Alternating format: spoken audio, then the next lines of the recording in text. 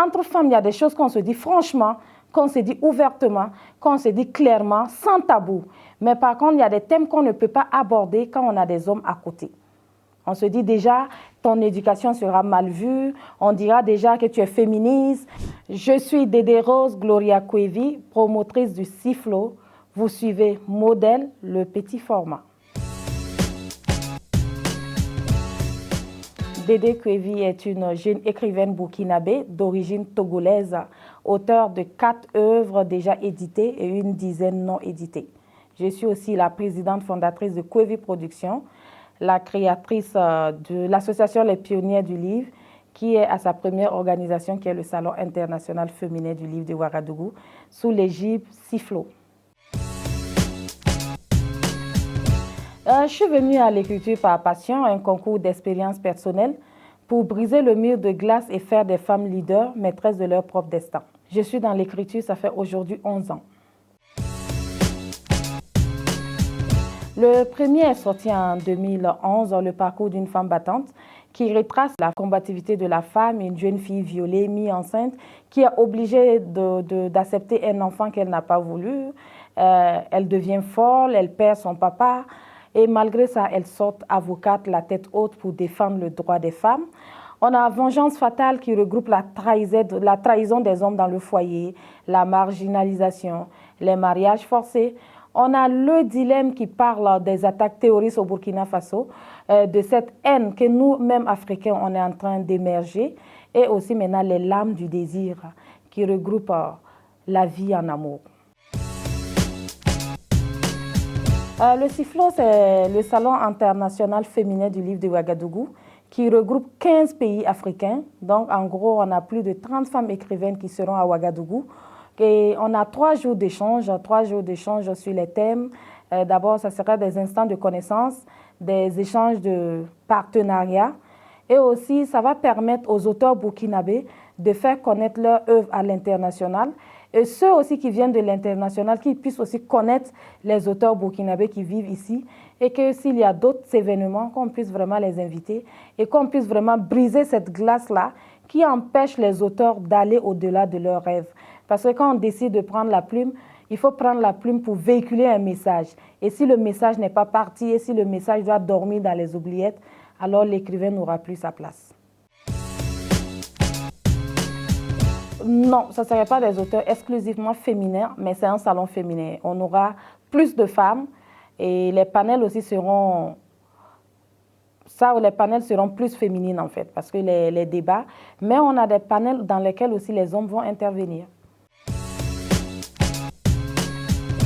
Les femmes n'ont pas d'expression féminine en tant que telle. Parce que quand tu vois, à part le Sénégal qui organise un salon international féminin, nous n'avons pas de salon international féminin de femmes. Et tout le temps, il faut suivre les hommes, mais on a décidé que nous aussi, notre voix doit porter haut. Nous devons avoir notre salon à nous, afin de revendiquer nos droits, afin de donner nos objectifs, et aussi afin de donner notre savoir et permettre aussi à des jeunes qui veulent venir à la plume, de prendre la plume pour dénoncer les faits de société.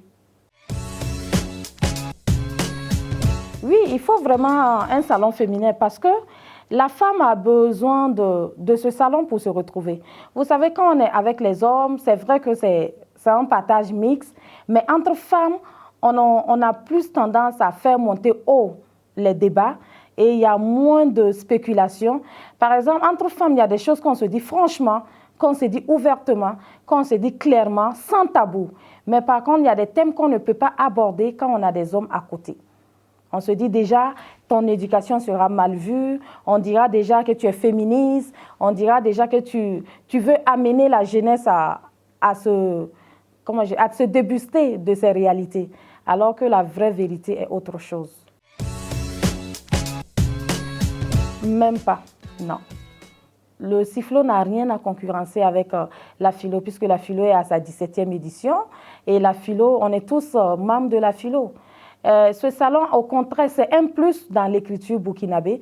C'est en fait aussi permettre à ces femmes de venir découvrir la culture burkinabé. Parce qu'aujourd'hui, quand tu parles du Burkina à l'international, il y a cette frayeur, il y a cette peur-là.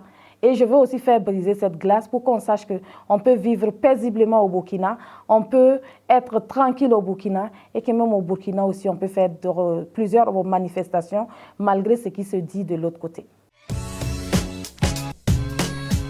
Ce salon vise à renforcer, je dirais bien, les échanges commerciaux et aussi les connaissances culturelles. Et aussi faire voyager les œuvres littéraires burkinabées au-delà de l'international.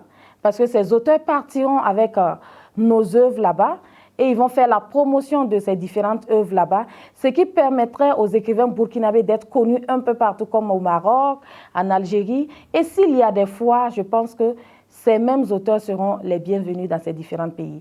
Donc c'est pour créer vraiment une cohabitation entre ces différents pays africains.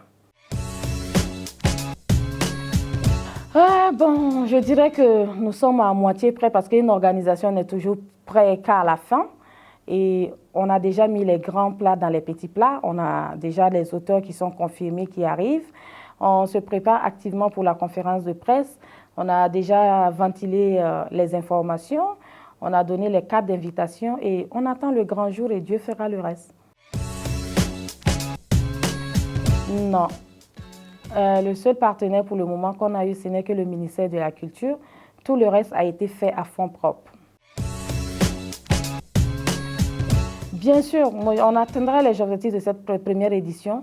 En fait, de démontrer à tout le monde qu'on peut, si on a envie de changer le monde, on peut y arriver. On n'a pas besoin de quelqu'un pour changer le monde. Quand on décide d'apporter un plus à sa nation, il faut le faire âme et esprit et le reste, ça viendra.